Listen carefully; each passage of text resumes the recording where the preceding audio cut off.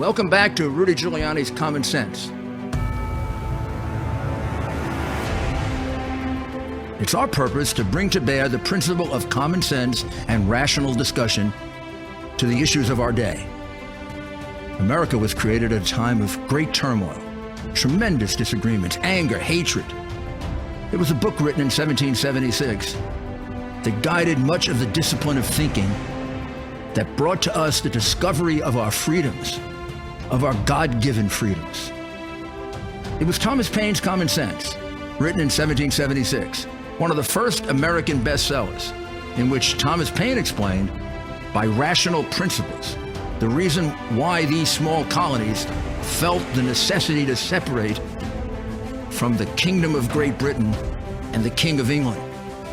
He explained their inherent desire for liberty, for freedom, freedom of religion, freedom of speech, the ability to select the people who govern them.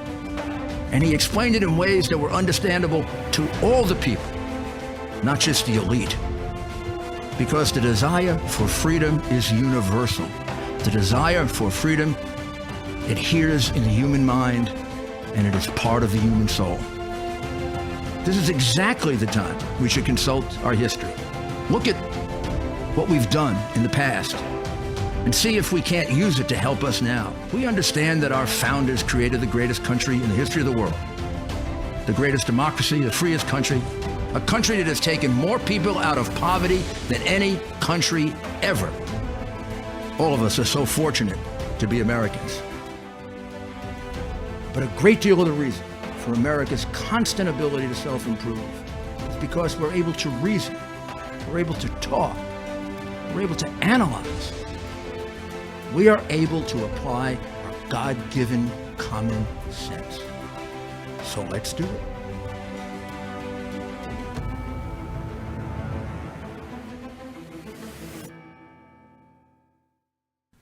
This episode is going to continue with the trial in the form in which we're capable of conducting it, involving the Bidens and the collusion of the Democrats in Ukraine, which, as you can see now, is growing and very substantial. I'm going to call this episode "No Excuse for Not Investigating the Bidens," because there is no excuse other than corruption.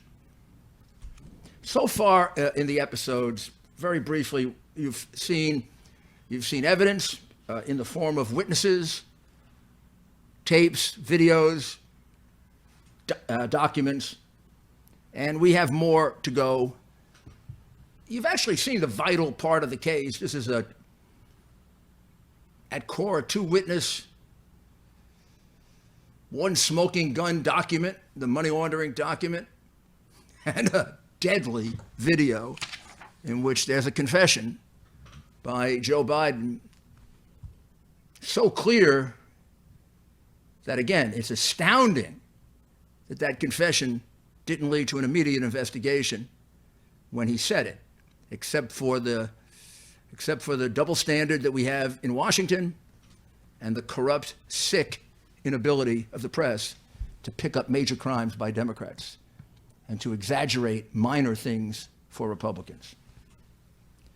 There is no doubt a great deal of resistance in investigating this case. The moment, way back in November of 2018, that I was shown that Joe Biden was involved in this case, I said almost spontaneously,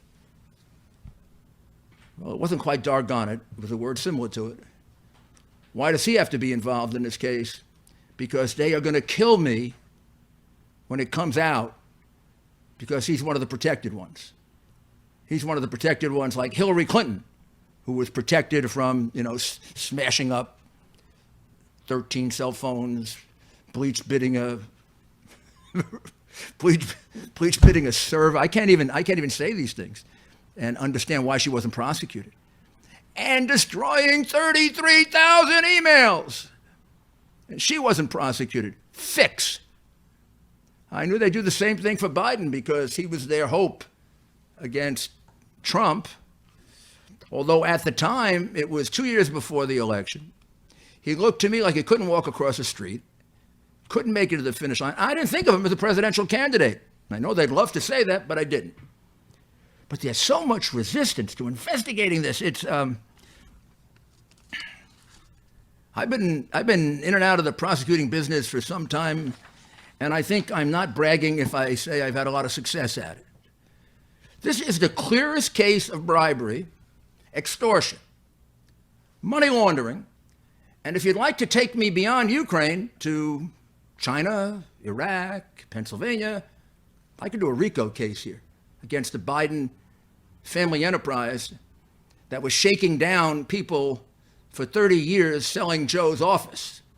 Every time Joe was the point man, the family got rich. Joe didn't know, like Kate Corleone? Or do you think I'd be able to squeeze out a little evidence that he knew? I think I would. It is disgusting that this is not being investigated. Recently, the following statement was attributed to a United States senator who I respect. But this gives you an example of the ridiculous thinking trying to avoid the obvious. The senator said, let me quote it accurately, take very cautiously anything coming out of the Ukraine. Thank you, Senator. Of course you take everything cautiously that comes out of the Ukraine because it's filled with corruption, which the president recognized. And it's the reason for all the hesitation and difficulties. The Democrats disputed. But Senator, could you please learn the facts of the case and not just talk to protect another senator? This case does not come out of the Ukraine. It comes out of the mouth of Joe Biden. I don't have to rely on a single piece of Ukrainian anything to prove that Joe Biden committed bribery when he was vice president of the United States, and it is an outrage that he's not being investigated for it because our press has gone corrupt and our law enforcement is scared of being criticized by the Biden press for a political prosecution. It is not a political prosecution. It's a prosecution for a high crime at the highest levels of two governments, the vice president of a country and the president of the country selling out their countries. And then a trail of millions and millions of dollars crookedly being made by the Biden family. I don't care if you're a United States senator. I don't care if you're the head of the biggest club. And I don't care if you're the most important person in Washington. When you do that to my country, when you sell out my country as often as the Bidens did in China, in Ukraine, in Iraq. You heard it all in the last podcast, didn't you? I don't have to do it again. Every time Biden was point man, the Biden family made millions. And Biden knew about it. That is bribery. In fact, when I go through the bribery statute, they violated almost every different subsection of the bribery statute because each one of the bribes is somewhat different. A fascinating case, fascinating RICO case. The words that Biden says in January of 2018 before the Council on Foreign Relations, my gosh, we've heard them often enough, haven't we? But I want you to listen to them. I want you to listen to them one more time. Shortened version. I just want you to remind you of how clear his admission, his confession is. And I was supposed to announce that there was another $1 billion loan guarantee. And I had gotten a commitment from Poroshenko and from Yatsenyuk that they would take action against the state prosecutor, and they didn't. So they said they were walking out to press conference. I said, no, I said, we're not going to give you the $1 billion. They said, you have no authority. You're not the president. The president said. I said, call him. I said, I'm telling you, you're not getting the $1 billion. I said, you're not getting the billion. I'm going to be leaving here. And I think it was, what, 6 hours? I looked, I said, I'm leaving in 6 hours. If the prosecutor's not fired, you're not getting the money. Well, son of a bitch. Got fired. And they put in place someone who was solid. The last time we analyzed this, we analyzed it under the first subsection of the bribery statute. I don't want to complicate the legal issues here, but all the lawyers are fighting, is it bribery? Was Poroshenko an official that could be bribed? Guys, I don't know. Go back to your law school, criminal justice 101 bribery. Huh? Now will be a good time to take a short break. For those of you who know me, in addition to law and politics, I'm passionate about the Yankees, baseball, football, all sports to watch, golf to play, history to read, opera, classical music to listen to and watch, and cigars to relax and socialize. And I have definite opinions on the best cigars for the right time and the right place. And you'll hear about that too. But the revolution in cigars took place in the 1990s. Most cigars then were machine-made with foreign ingredients. Now it's just the opposite. Most are hecho a mano, man-made. All organic, natural, and premium. The revolution was led by one man and one man alone, Marvin Shanken, and Cigar Aficionado magazine. Marvin had been rating wines quite successfully for Wine Spectator magazine, and he brought the rating system to cigars. The first cigars rated in the 90s were gone in a flash. Even now, the first thing I do when I get my magazine is I go right to the ratings page. Here it is. 93, 91. Oh yeah, I'll go for that one. Then there'll be 94. Whew, 92. Problem is you got to get there fast because they go fast. This revolutionized the cigar industry and quality rose to the top. Then there's the cigar of the year. Try to get them as fast as possible because they're gone pretty quick. This magazine revolutionized the industry. And I'll tell you what, this month is Cigar of the Year. Cigar of the Year. What are these for? The Cigar of the Year. You better get this magazine quick, because these cigars are going to be gone very, very quickly. Go to the link on our website and order it, and you'll be able to get down to your cigar store and get to smoke a few of these, and you let me know which ones you like better, because we can have a really good conversation about it. Sometimes I do agree with Marvin, and when I don't, I let my opinion be known, and Marvin usually says, stick to the law. Also, along with rated cigars, there are articles on politics, sports, interesting profiles, and Marvin also has Wine Spectator, Spirit Advocate. If you like wine, if you like scotch, if you like bourbon, if you like rye, if you like vodka, if you like gin, they're the magazines for you. And you know what? Subscribe to Cigar Aficionado right now through the link on our website.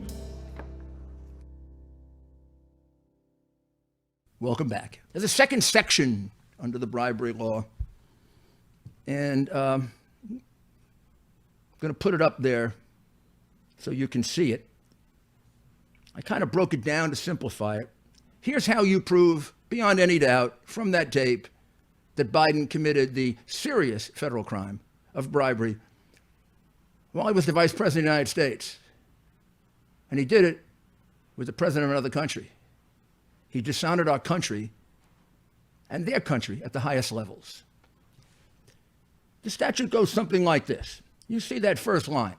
Being a public official, I'll read the first side, seeks anything of value for any other person in return for A, being influenced in the performance of any act, B, being influenced to commit any fraud on the U.S. Now, let me show you how simple it is. Here's how I prove it in trial. Here's the chart I put before a jury. And there's enough evidence with the confession and then the Ukrainian corroboration to prove it beyond to prove it, okay? Let's start. Being a public official, yes, he fits that. He was the Vice President of the United States. Seeks anything of value. Yes, he was seeking the dismissal of the case of the prosecutor who was investigating his son's boss, who was paying his son millions, and his son's company that had stolen billions. Pretty good. That's pretty good. Anything of value, huh? For any other person. Doesn't have to just be for yourself. Yes, the other persons were his son, Hunter Biden, and Mykola Zlochevsky. Let's show his picture and name again, because it's hard to remember Zlochevsky. So we'll interrupt the bribery there. Okay, that's Mykola Zlochevsky. Guy stole $5 billion from Ukraine in 2014. He is now sitting somewhere in Switzerland, Monaco, able to go back to there, and he's kept all but about 200 million of the 5 billion thanks to our former Vice President, Joe Biden. Then it goes on to say, in return for A, being influenced in the performance of any official act. Yes, he was influenced in the performance of approving the $1 billion loan guarantee, as he explains to you. Or you got an alternative. You can convict him both ways. Or being influenced to commit any fraud on the United States. Dispensing a loan guarantee of $1 billion that's supposed to be dispensed on the merits in order to get a prosecutor fired is a fraud on the United States, ladies and gentlemen of the jury. So, God, I tried a lot of cases. I don't ever remember one this being this clear. My God, if this were a case on a highway commissioner or a congressman or any Republican, you would have been prosecuted 2 years ago. They'd have been investigated by the Justice Department, prosecuted. My God, cases much less than this get prosecuted. You got to ask yourself why. What's wrong with us? And don't we have to cure that corruption? And again, to respond to the senator who we will not name, who's worried about Ukrainian influence on the case, you don't need any Ukrainians for that. That's American language, that's an American vice president, and that's an American statute. I could analyze 3, 4 more statutes for you to show you how he violated them. I don't want to bore you.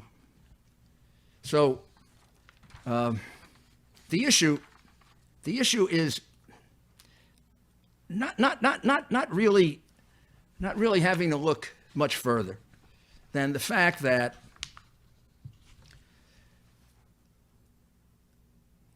when Donald Trump was first alleged to have been involved in something wrong in the Ukraine, I hope you remember that the headlines were that he bribed, in essence, President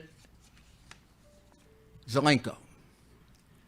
And the bribery was something like Trump refused to give the president of Ukraine military aid if he didn't investigate the collusion in the Bidens.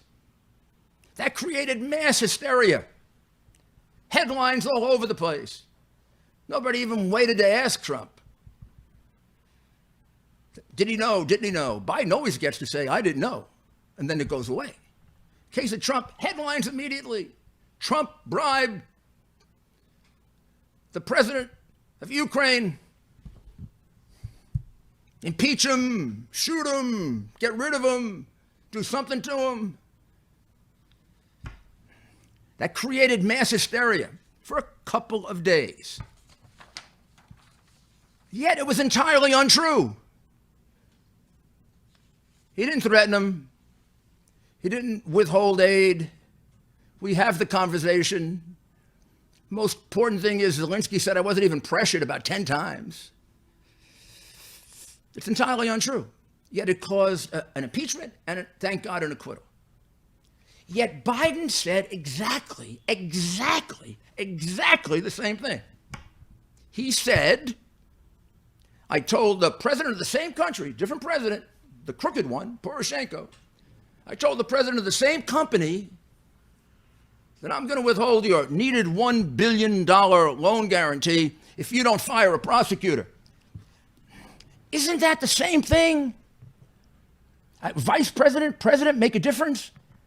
The vice president, the president, pressuring the president of a foreign country to take an official action and holding back needed money for the government to bribe or extort. Clear as the nose on your face, except in the case of Trump, the transcript proves it didn't happen. In the case of Biden, it proves it did happen, and Biden is still running around free. Every other American would be under investigation by now and probably indicted by now. Not probably. Let's cut the nonsense. He would be indicted by now. And it stinks. Not only that, Biden makes this statement in front of very distinguished men and women. The Council on Foreign Relations. Oh, they are very, very smart. They will all tell you that. And they are all very, very well educated. They will tell you that. In fact, the first thing they will ask you is, what school did you go to? And if you say School of Hard Knocks, they kind of look down on you. Or if you say any school other than about 5. But they're very smart. I'm not trying to be sarcastic. They're very, very smart. So Biden admitted in front of them, flat out bribery, what they accused Trump of, and everybody picked it up like that. Right. And not a single one of our geniuses on the Council of Foreign Relations sat there and said, gee, that's kind of funny. First of all, when did I ever hear about a vice president or a president trying to get a prosecutor fired? Usually when you're trying to get a prosecutor fired, you're trying to fix a case. That's usually an inherently suspicious situation. When did I ever hear that before? And how about our enterprising, energetic, fearless press? Did any of them pick it up? When Trump said it, you saw the headlines. Wow. Woo, world was over. When Biden said it, I guess they were sleeping during the speech. The straight out admission of violating the bribery statute, about as clear as it can get, didn't mean anything to them. And how about our intrepid law enforcement that treats everybody the same, Republican and Democrat and da-da-da-da-da-da-da-da-da, right there in front of their noses. And the U.S. Attorney Justice Department. Biden admits bribery in front of your face, and you don't know it. You can't pick it up. You're too insensitive to democratic crime. You can't pick up bribery at the highest level of 2 governments. What has happened to us? How could one statement by Trump lead to all these headlines, and then the same statement essentially, even though Trump's statement was false, Biden's statement was true? Let's see how many headlines that led to. This is a terrible thing. This is not a usual situation. This is a terrible place our country is in right now with this double standard. You know that if the name were Trump and Trump Jr. and President Trump had said that, you know. Even the senator who wants to avoid going after another senator, and you know if it were Trump or Trump Jr., you know it would be treated totally differently. Headlines the next day, grand jury within days, special prosecutor probably, Nadler and Schiff, and if they still have the energy, would, have hearings, and even if it turned out to be untrue, they'd have hearings anyway. And it's Biden, and it's completely It's completely forgotten. Do you think that's fair? Do you think that's what America should be all about? And do you think we should just let this go? Or if we just let this go, doesn't it just continue to happen? How many more Clintons and Bidens walking away from extremely serious federal felonies are we going to get? How many fraudulent Clinton foundations are we going to get? I mean, that whole piece of evidence is also overpowering. That was a cash cow for the Clinton family. And now we got the Biden family enterprise, taking in millions every place Biden is a point man. And we got he's one of the people. I'll tell you what, though, Ukrainians aren't stupid at all. Ukrainians are well-educated, intelligent people, and have been somewhat maligned as a group because they have some corrupt people. Hey, by the way, when they look at us and they look at Biden and Clinton, and I don't think they have too much of a view of us either. I mean, our leaders under Biden weren't doing too much better. Biden was running an operation where, gosh almighty, pay for play had been ratcheted up into millions and hundreds of millions of dollars.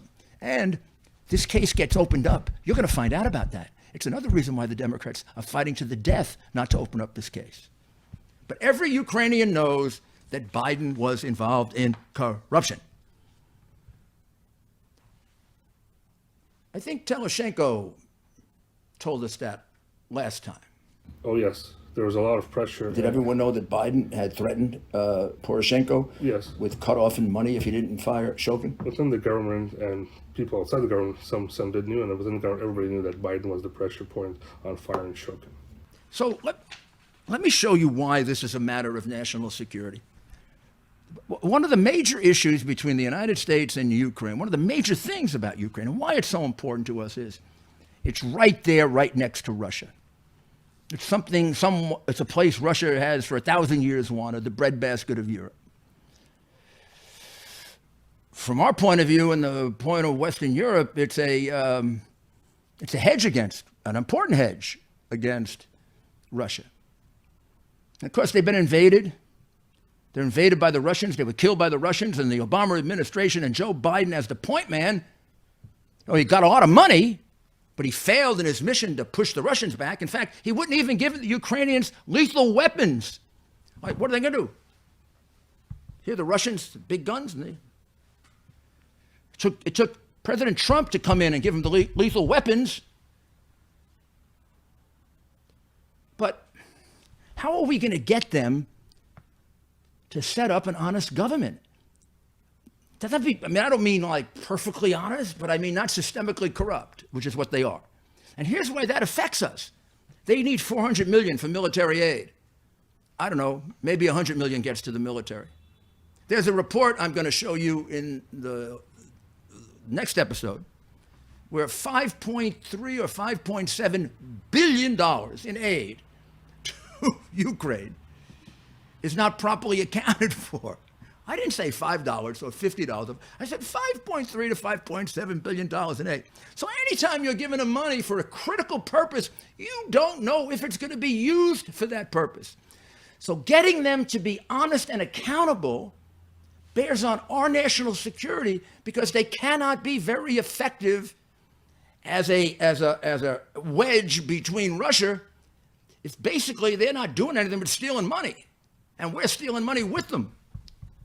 So President Trump was absolutely correct in bringing this up with Zelensky. And what they did to him is horrible. It's against the interests of our country.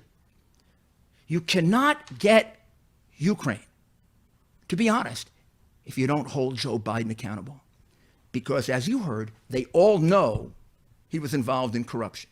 And he went there for 13 trips, which is excessive for a vice president. Who knows what he was doing there? You may find out that it's a lot more than you know about. He would go there and he'd say, Ukraine must be corrupt, if you could remember the sentence. Sometimes he'd say Russia or Budapest or, you know how he is. But he would say, Ukraine has to be corrupt. You know what they say to their breaths, under their breaths? Maybe America, Joe, you should start first. Everybody in the Ukraine knew about the son. Everybody in Ukraine knew that the son was working for the most crooked man in the Ukraine, who had fled to Monaco. Everybody knew he was getting millions, not the 50,000 a month that the New York Times euphemistically put in. Everybody knew the money was being laundered. And everybody knew the reason. I don't know if he even showed up for a job. The reason was to buy Joe Biden's protection.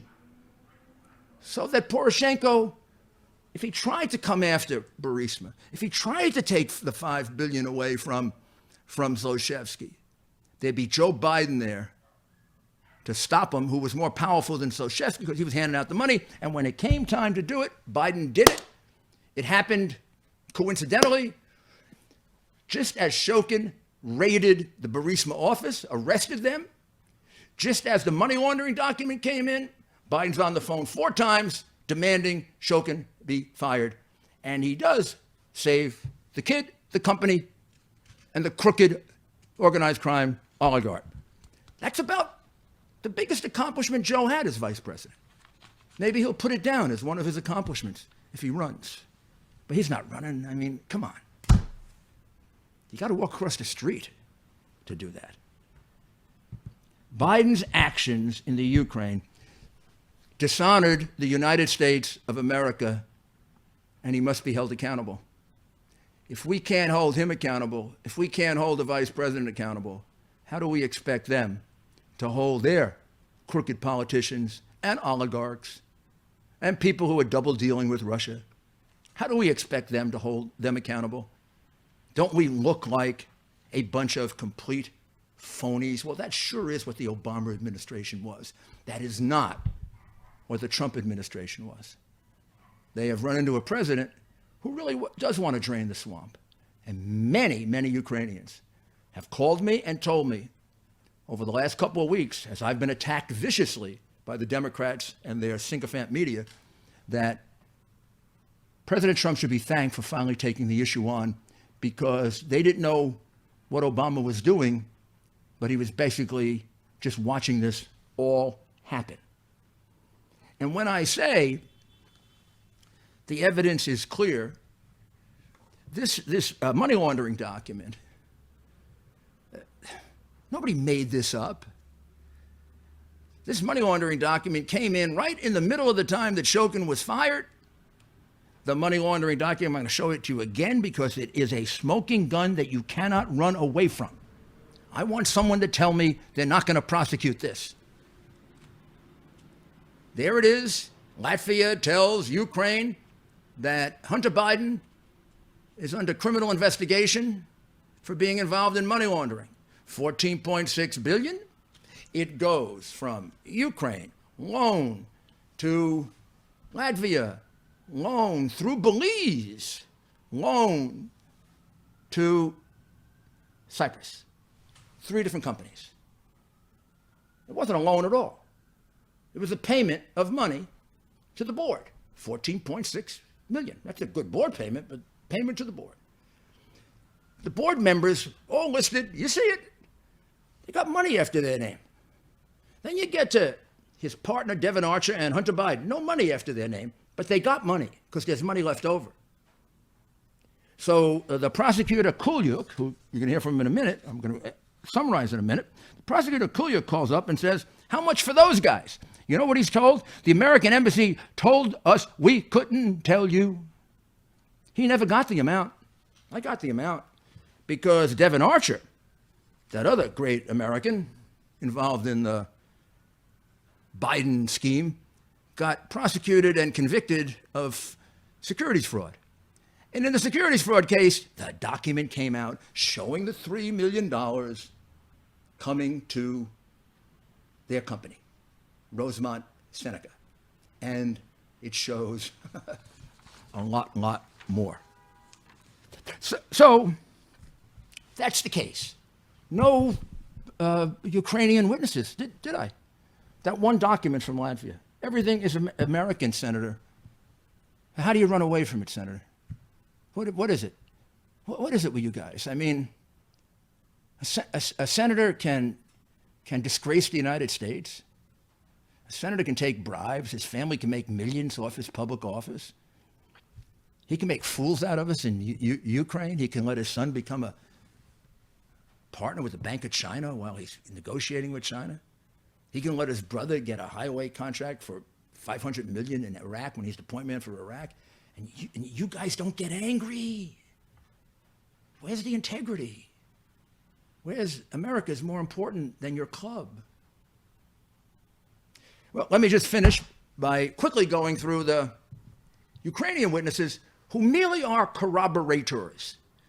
Shokin says Biden pressured Poroshenko to fire me because I was investigating Biden's son. Well, he's just telling you what Biden told you. If Shokin's lying, then Biden's lying. I mean, he does add the son, but we can prove the son a million other ways. So Shokin's just a little reminder of his testimony. And the president made that complaint to you a number of times in 2015. The complaint that, if I can read from your affidavit, consider the possibility of winding down the investigation actions in respect of this company, but I refuse to close this investigation. И в 2015 году несколько раз президент, об этом пишете в вашем заявлении в австрийском суде, указывал на необходимость завершить расследование. Да. And did he tell you where the pressure, did President Poroshenko tell you that he was getting direct and intense pressure from the U.S. administration and Joe Biden? Поделился ли президент Порошенко с вами информацией, что его в свою очередь прессует посольство США и Джо Байден? Нет, Джо Байден, посольство я не знаю, а Джо Байден точно. I'm not sure about the embassy, but definitely Joe Biden, that he conveyed to me. So Shokin just repeats what Biden says, except in a different language, and with a little twist to it, that the son was under investigation. And then, of course, that Latvian document proves that he was under investigation. There are 10 more, but the Latvian one comes from Latvia, not Ukraine. I got 10 other Ukrainian ones to prove he's under investigation, and about 8 witnesses. Then there's the Prosecutor General, Yuri Lutsenko, who replaced Shokin and was the one who had to do the dirty deeds of dismissing the cases. Well, he testifies, he says that Biden and Archer was put on the board by Zlochevsky for political protection, not because they knew anything. What he's saying is that Zlochevsky bribed Biden to get the point man who was giving out all the money and was the most powerful guy in Ukraine by putting his son and his son partner on the board, paying them for basically no-show, useless jobs, because he needed him available to protect his company and his ill-gotten $5 billion if the president of the Ukraine came after it, as he was doing. And when he did come after it, as we pointed out, Biden stepped in and stopped it and earned his money. And I am told by the next witness, Konstantin Kulyuk. Konstantin Kulyuk is a deputy prosecutor general. He was with this case from the very beginning. He's the guy who really is on top of this case, and he is dedicated to it. This is a real FBI agent type, cop type, like I used to work with when I put the mob in jail and the crooked politicians. Konstantin Kulyuk says the same thing, that the proof is that Zlochevsky hired Biden to protect himself and his company, and that the payments were in 2 parts. One, the money to Hunter Biden, Devin Archer, and the Rosemont Seneca firm for their services. And then, he says, there was a second flow of cash, which was basically, the only proof he has of that right now is an $900,000 payment for Joe Biden, being lobbied. I cannot go further except to say Kulyuk, on my last conversation with him, told me he is certain there are more payments, although he has been blocked by the failure of American authorities to cooperate with him, although that may have ended. So we'll have to see if it develops as more than 900,000. He also describes the laundered payment that we told you about, in which the money went from 3-4 countries to the United States. And he points out that one of those companies, I think it was the one you see up there known as Digitech, is owned by Victor Pinchuk, who is another oligarch who is the biggest contributor to the Clinton Foundation. And there might be something very interesting there too, but that'll be for another time. And the second method of payment I told you was the $900,000 for lobbying Joe Biden, where Kulyuk estimates that there are greater payments. He actually gave me an amount that he thinks, but I'm not going to discuss that with you until we have it more solid. Here's the quote from Kulyuk that probably means the most. And Kulyuk I have not put on the screen because he's in the middle of actively investigating, and it really would not be helpful if his picture was seen, throughout. So, and maybe that will end in a short while. But here's the quote that I think summed up the whole case. Quote, this is the deputy prosecutor general who's been in charge of the case throughout. Quote, Joe Biden actively facilitated the closure of criminal cases against Mr. Zlochevsky and the officials of Burisma. Notice he doesn't talk about Hunter Biden. Hunter Biden was a collateral matter. The big money in this case was getting Zlochevsky, the billionaire organized crime oligarch, out so he could keep most of his $5 billion. Zlochevsky have said that he had to give up no more than $250 to $300 million to get out. Those are the bribes that he spread around. You can't believe the money that was spread around the Ukraine. So he got out, kept most of his $5 billion, kept his crooked company. They are presently free of all the crimes they committed against the people.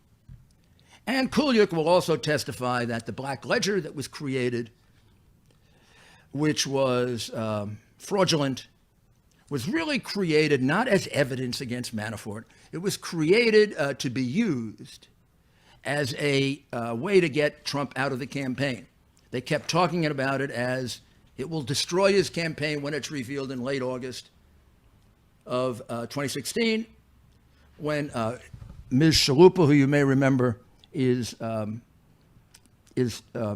asked about it by Teleshenko. You remember from the tape that she says it'll destroy the campaign. And when Teleshenko releases it in the press conferences, he says it's going to destroy the campaign. They got surprised. It didn't destroy the campaign.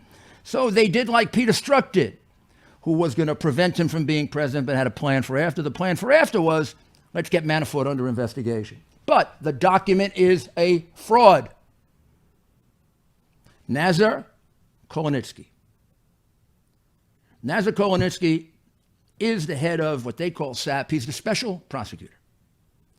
He agrees with the testimony of Andrei Teleshenko and with the deputy prosecutor general that the black ledger is a fraud. He said in August of 2016, it was being used not as a law enforcement piece of evidence, but as a political attack. And he went and complained at the time, contemporaneously, to the U.S. Embassy.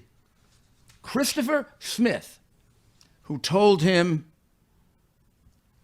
not to worry about it.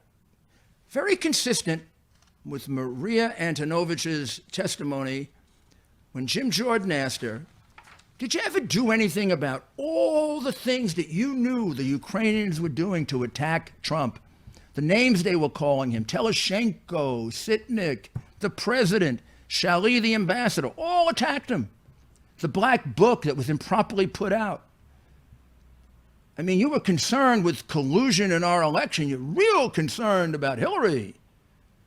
Did you ever once complain as the ambassador of the United States of America, not as the ambassador of the Democratic National Committee, did you once complain to your friend, the crooked Poroshenko?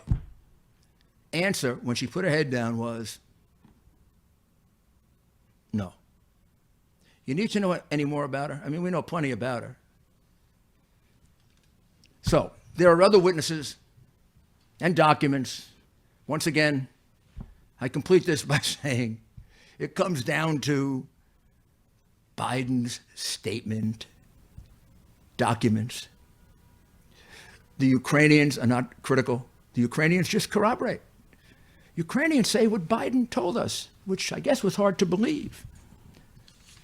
So next time, we're going to get a special opportunity that rarely happens. We're going to get to look into the prosecutor's file. You don't usually get a peek into a prosecutor's file, even after the case is over. But you'll get a look at it, and I think when you get a look at it, you're going to say to yourself once again, why hasn't this case been prosecuted 2 or 3 years ago if there isn't a serious problem of corruption going on, not in Ukraine, not in Kyiv, but in the United States and in the swamp? There is, and we are determined to change it. Thank you.